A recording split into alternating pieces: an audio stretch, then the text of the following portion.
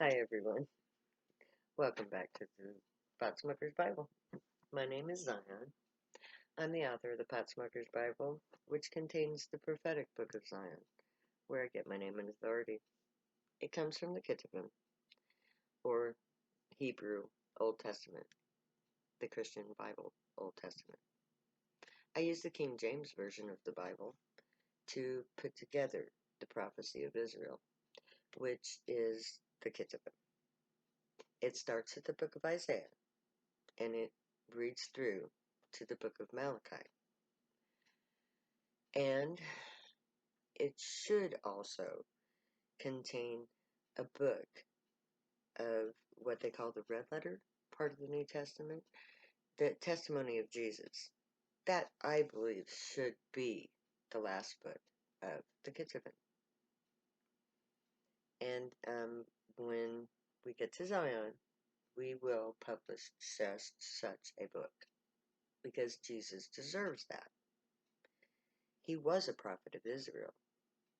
Paul, who was a false prophet of his own making, created Christianity using Jesus' name, just as the prophet Daniel predicted.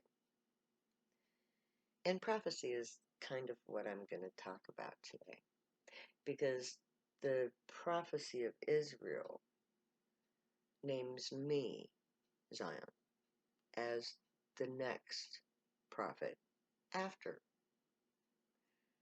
Jesus, the official Hebrew Abrahamic prophet. Not there were lots of prophets between, but official Israeli prophet. So I'm going to be prophesying here. I predict that up to a third of the population of the United States of America is about to die because of COVID-19, because of Trump and his prophesied base maneuverings.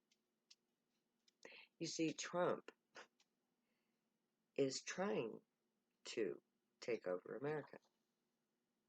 And he has been trying to do that since the very day that he entered the political arena. He's being backed by, has always been backed by, and will always be backed by Putin. Because Putin wants to make the United States of America a satellite state under Trump's leadership. Because Trump is a fucking idiot who is so base and amoral and self-absorbed that all Putin has to do is flatter him a little bit. And Trump is putty in his hand. And that's exactly what put us where we're at. Trump's dumbass ego. And because of that dumbass ego and his base necessity to have an enemy to project all his weaknesses onto, deflect, and conquer. That's his strategy. He deflects everything onto the other person, and then he flatters you into being his whatever idiot. And he believes that he has all these bikers and all of these military people and all of these policemen that are going to rise up and instill him as a dictator. That's the plan. It's always been the plan. He's been attempting, very unsuccessfully, to create a state news authority. Fox and Friends, Fox News. He was supposed to undermine every other news organization in the nation. Make them the fake news so that the true fake news, Fox, could be the only source of news for the nation.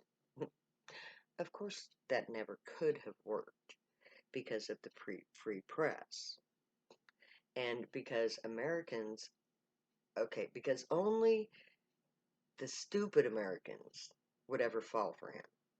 And I'm sorry, every member of my family, you're all stupid, including my mother. And it's not that I'm dishonoring her. I am honoring her. I'm honoring her choice to follow Trump. And thank God she is intelligent enough to sequester herself at her home. She's not going out in public. My family is at least smart enough to wear masks. But that's beside the point. So I'm hoping against hope that my mother and my family will survive this. But they voted for Trump in the last election, and they have every intention to voting the dictator into power in the next one.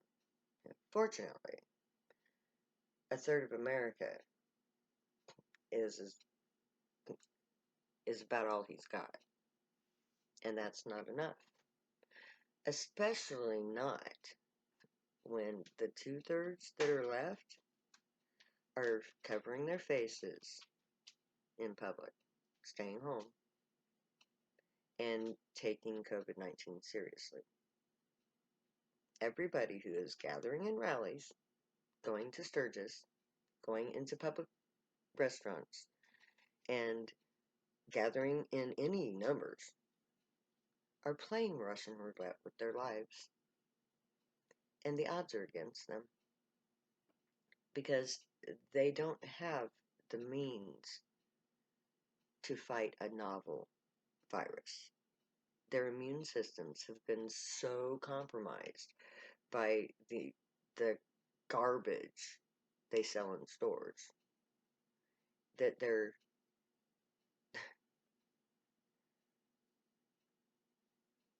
Russian roulette, guys. Wear a mask or attempt suicide every time you breathe outside. Well, every time you breathe. Because if you're not wearing a mask, chances are people in your family aren't wearing masks.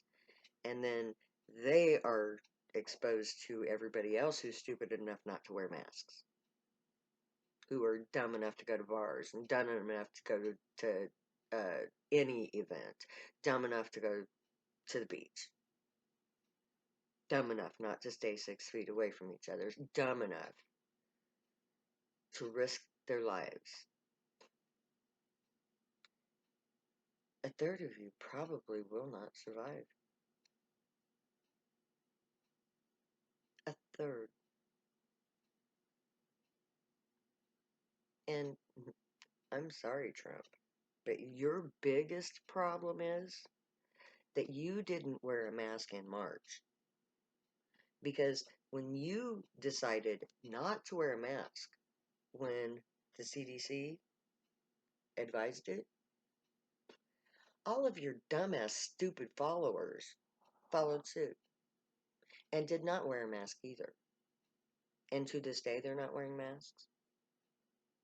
And against the CDC's advice, your stupid people that you led down the path of destruction didn't wear masks. They went to rallies. They went to restaurants. They opened their businesses prematurely. They're sending their children to school. They're at Sturgis. All your bikers are at Sturgis. Because all my bikers are safely tucked away at home with their bikes. They're wearing face masks. Your bikers are in Sturgis, exposing themselves to COVID-19, and they're going to be dying in about 3 weeks. So, about 3 weeks from now, all of your bikers that you were depending on for your revolution or your coup, not enough of them are going to survive because they're drunks, they're drug addicts, and they're old, they're probably fat, and they're lazy, just like you. So, Who do you have left? You have your dumb idiot fucking sergeants and below in the military, because the military will not promote a racist. They scream for that. So anybody above a major, the ones with the intelligence, the ones with the experience, they're not going to follow you, Trump. They're opposed to you because they believe in America. So your military that you think is going to come to defend you are going to be the sergeants and the privates, the grunts, who have not the knowledge or experience to do a coup. You need generals for that, and you don't have generals. You don't. Not enough of them, not the smart ones. And you don't have enough of the lower ranks to oppose the real military, the real generals. And those people are going to be on Biden's team. As for the police, seriously, Black Lives Matter. That's where the police is going to get you. That's where the police got you. My people are not going to allow the police to successfully carry out your coup. Because when push comes to shove and it's do or die, my people will do. But they won't do what you're expecting them to do. They will not return your violence. They will turn to me. They will come here to Nebraska. And we will go camping. And we will socially distance our tents. We will require, until COVID-19 is under control, vaccinated, and no more of a problem than the seasonal flu, we will all wear face masks in public. We will sequester ourselves, and we will survive. While your failed coup are all dying in overcrowded hospitals with no ventilators and no staff. Because the staff will be here with me. Because they're going to realize that it's do or die. And they can't do anything for the dying in America. But they will be able to do something for the living in Zion. But that will, of course, be after the election.